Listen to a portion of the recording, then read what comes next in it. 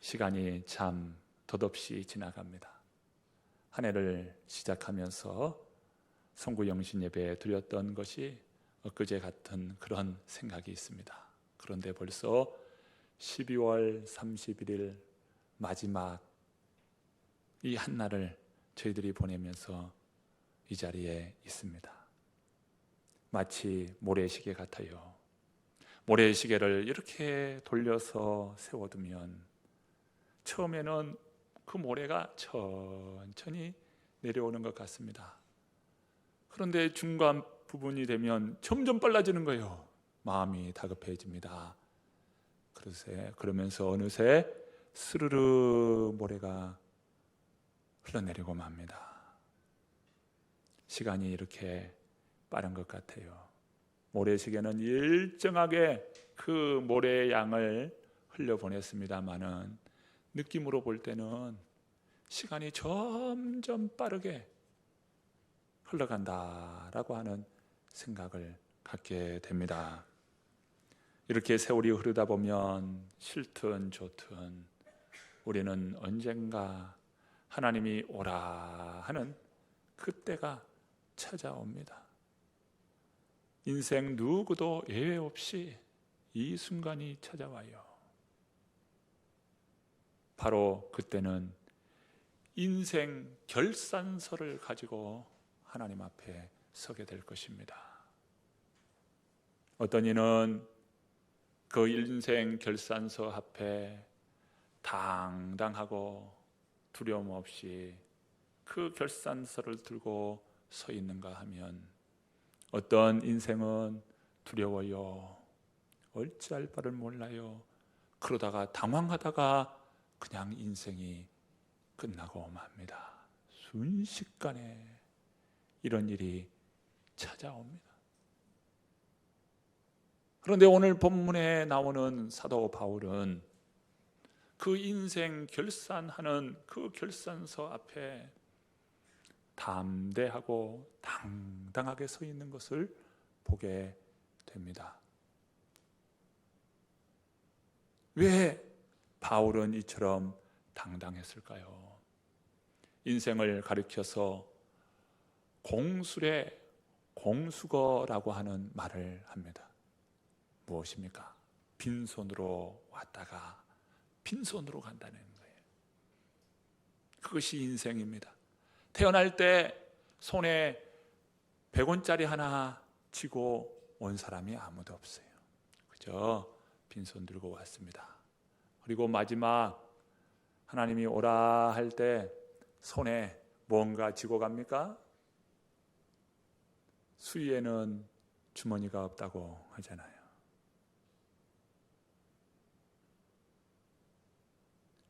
공술의 공수거.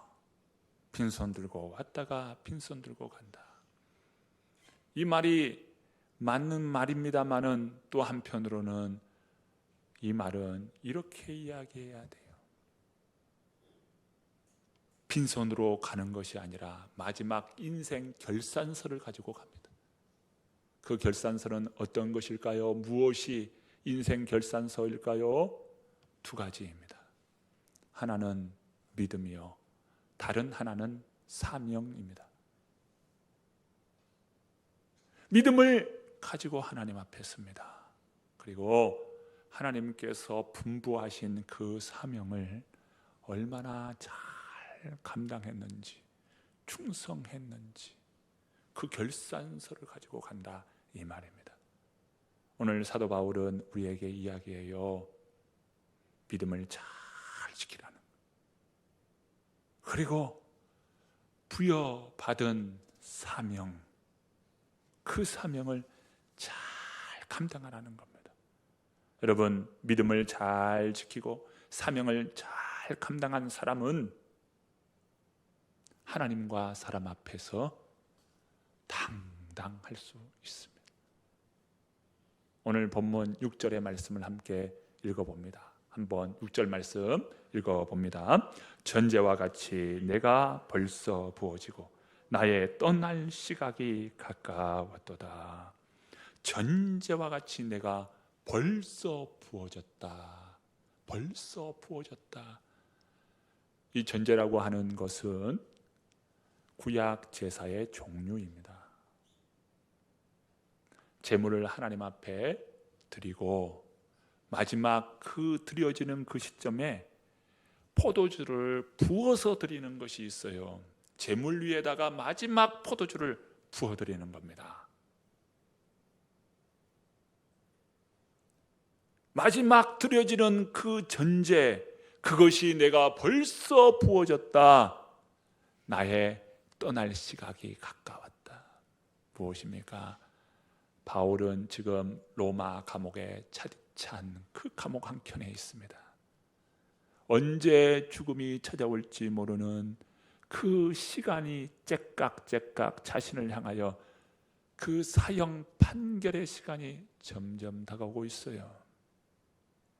바울은 죄인 아닌 죄인으로, 죄 아닌 죄로서 그가 당하는 고통은 십자가 복음을 전했다는 그 이유만으로 바울은 로마 감옥에 갇혀 있습니다. 내가 전제와 같이 벌써 부어지고 떠날 시각이 가까웠다. 그러면서 7절 말씀입니다. 또 7절 말씀 함께 보실까요? 나는 선한 싸움을 싸우고 나의 달려갈 길을 마치고 믿음을 지켰으니. 바울은 자신의 인생을 두 가지 비유로 말합니다. 하나는 선한 싸움이었다는 거예요. 두 번째 다른 하나는 나의 달려갈 길이라고 비유적으로 말합니다. 왜 선한 싸움이라고 이야기했을까요? 인생은 마치 전쟁과 같다는 겁니다. 영적인 전쟁이에요. 하나님의 뜻을 이룰 것인가, 아니면 세상과 사탄의 종이 되어 하나님의 뜻과 멀어진 그런 인생을 살 것인가. 이 두 사이에서 전쟁을 한다 이 말이에요. 이것은 영적인 전쟁입니다. 선한 싸움을 싸우는 영적인 전쟁이라는 겁니다. 여기에 누가 싸우는 거예요? 나 자신과의 싸움이에요. 이게 바로 선한 싸움입니다. 믿음을 지킬 것인가, 하나님의 말씀 가운데 충성할 것인가, 여기 앞에 우리가 선한 싸움을 싸운다는 겁니다. 그러면서 나의 달려갈 길이라는 거예요. 이 달려간다는 것은 경주한다는 겁니다. 경주. 여러분, 경주는 결승점이 있어요. 결승점을 향하여 달려가는 겁니다. 그런데 결승점에 도달하는 사람이 있는가 하면 중간에 포기하는 사람도 있습니다. 그 결승점은 어느 지점입니까? 바로 천국 하나님의 나라요. 성경에 보니까 그 결승점에 도달하지 못하는 대표적인 사람을 바울이 이야기하는데, 디모데후서 4장 10절에 보면 데마라고 하는 사람입니다. 데마. 이 데마는 세상을 사랑하여 나를 버리고 데살로니라고 갔다고 이야기합니다. 이 데마라고 하는 사람이, 여러분, 끝까지 우리 신앙의 경주는 결승점까지 포기하지 않고 달려가야 합니다. 선한 싸움을 싸우고 나의 달려갈 길을 마치는 결승점에 이르는 저와 여러분이 되어야 할 줄로 믿습니다. WEC 국제 선교회의 창시자인 스터드라고 하는 사람이 있습니다. 이 사람이 이렇게 국제 선교회를 여는 그런 사람이 되었는데요, 그는 영국의 이튼에서 공부하고 또 캠브리지에서 공부한 귀족의 가문이었습니다.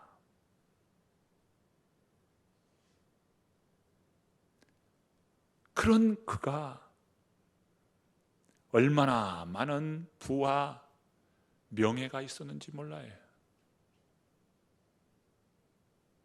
그런데 어느 날 그렇게 좋아했고 사랑했던 위의 형이 어느 날 죽게 된 겁니다. 그것은 너무도 충격이었어요. 자신의 삶을 송두리째 흔들어 놓는 사건이었습니다. 자신이 추구했던, 또 자신이 그렇게 원했던 돈과 명예와 야망, 이런 것으로 그는 인생을 살았는데 형의 죽음을 통해서 그것이 아니라는 생각이 들었습니다. 그러면서 영원한 것에 대한 가치를 그가 깨닫게 됩니다. 그러면서 많은 유산과 상속을 그는 포기해버립니다. 결혼을 위해서 3,400파운드만 그가 남겼어요. 그리고 그는 선교사로 헌신합니다. 그때 약혼한 프리슬러라고 하는 그 여인이 그런 이야기를 합니다. 결혼을 위해서 그 자금을 남겼는데 혹시 우리 부부가 하나님과 성령을 숨겼던 아나니아와 삽비라 부부가 되는 것이 아닌가. 이 이야기할 때 마음이 흔들렸습니다. 내가 아나니아와 같은 사람이 되어서는 안 되는데, 결국 그마저도 하나님 앞에 모두 드리고 맙니다. 결혼은 약식으로 치르고요, 그가 선교 사역을 하면서 마치는 그 생애, 신음의 그 외마디조차도 그의 고백은 뭐라고 고백했을까요? 할렐루야였습니다. 마지막 하나님의 그 부름 앞에 신음소리가 그에게 들렸을 때에 그 소리마저도 그는 할렐루야, 할렐루야. 이것이 스터디의 마지막 외침이었습니다. 우리 모두가 스터디처럼 헌신하기는 어렵습니다. 그러나 우리가 생각하고 또 보아야 할 것은 우리 인생의 마지막이 온다는 거예요. 마지막 때 나는 그 마지막을 위해서 인생 결산서를 어떻게 준비하고 어떻게 가지고 있느냐는 것입니다. 여러분, 믿음을 지켜야 합니다. 주어진 일에 충성하면서 사명을 감당하는 사람이 되어야 합니다. 그것만이 영원한 가치예요. 바울은 믿음과 사명의 인생 결산서를 남겼어요.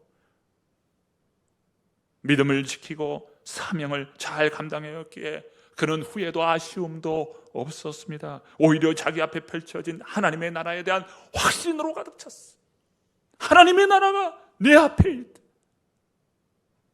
나의 간절한 기대, 나의 간절한 소망인 하나님의 나라가 내 앞에 있다. 여러분, 하나님의 나라에 대한 확신을 가진 사람은 또 다른 두 가지 확신을 가지고 있습니다. 하나님의 나라에 대한 확신이 있습니까? 그렇다면 그 하나님의 나라에 대한 확신을 가진 사람은 첫 번째, 영생의 확신이 있어요. 여러분 안에 하나님의 나라에 대한 확신이 있습니까? 그 하나님에 대한 그 나라, 하나님 나라에 대한 확신이 있는 사람은 영생이 있다 이거예요. 영생이.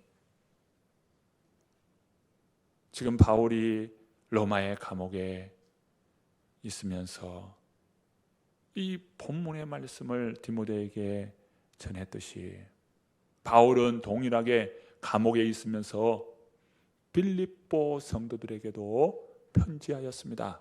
그것이 바로 빌립보서지요. 빌립보서 1장 21절부터 23절에 이 바울의 이 오늘 본문의 말씀과 유사한 말씀을 또 하고 있습니다. 이는 내게 사는 것이 그리스도니 죽는 것도 유익함이라. 그러나 만일 육신으로 사는 이것이 내 일의 열매일진데 무엇을 택해야 할는지 나는 알지 못하노라.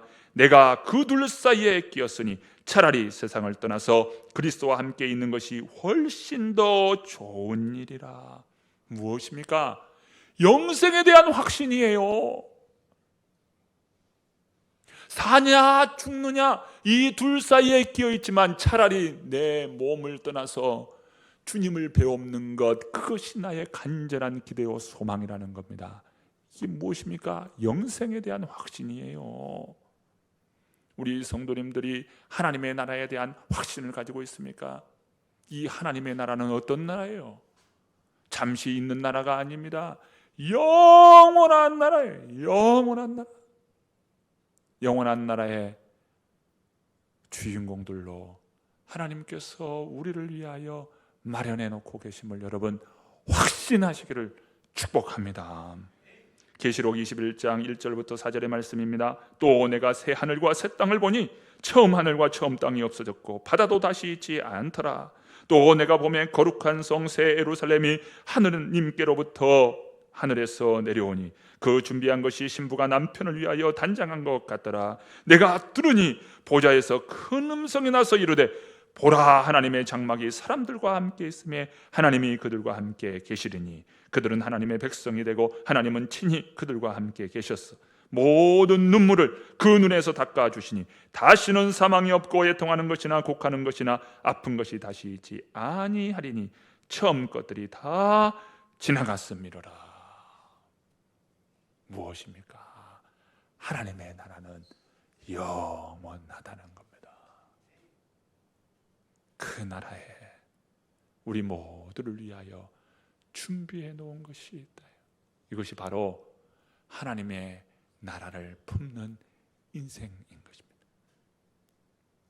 내 안에 하나님의 나라가 있습니까? 그렇다면 영원한 하나님의 나라, 그 영원함이 우리에게 있음을 여러분 확신할 수 있기를 바랍니다. 그러니까 당대하는 거예요. 당당하고 담대할 수 있는 겁니다. 영원한 하나님의 나라가 있다. 자, 이게 첫 번째예요. 하나님의 나라의 확신을 가진 사람은 또 다른 확신이 있는데 영생의 확신과 함께 두 번째 상급의 확신이에요. 상급의 확신.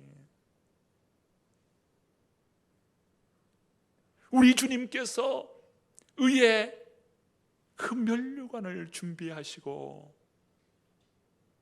내게만 아니라 주님을 사모하는 모든 자에게 준비되어 있는 상급이 있다는 겁니다. 자, 본문 8절 말씀 함께 읽어보시죠. 함께 읽어봅니다.